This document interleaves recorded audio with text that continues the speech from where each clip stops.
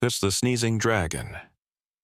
In a faraway village, there lived a small dragon named Sniffy, who had a very peculiar problem. He couldn't stop sneezing. Every time Sniffy sneezed, something unexpected would happen. One day, he sneezed so hard that a giant tree turned into cotton candy. Another time, he sneezed and created a river of sparkling lemonade. The villagers loved Sniffy, but often found themselves in the middle of his sneezy accidents. Despite his best efforts, Sniffy couldn't control his sneezes. The more he tried to hold them in, the bigger and crazier the results became. One afternoon, while playing with his friend Lily, Sniffy sneezed and accidentally turned the entire playground into jelly.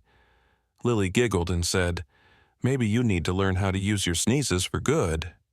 Determined, Sniffy practiced using his sneezes carefully. Slowly but surely, he learned how to direct his sneezes to create fun things, like fluffy clouds to sit on or colorful fireworks for celebrations. Soon, Sniffy became the village's favorite dragon, known for his magical, sneeze-powered surprises. And from that day forward, whenever he felt a sneeze coming on, everyone would gather around, eager to see what delightful magic he would create next.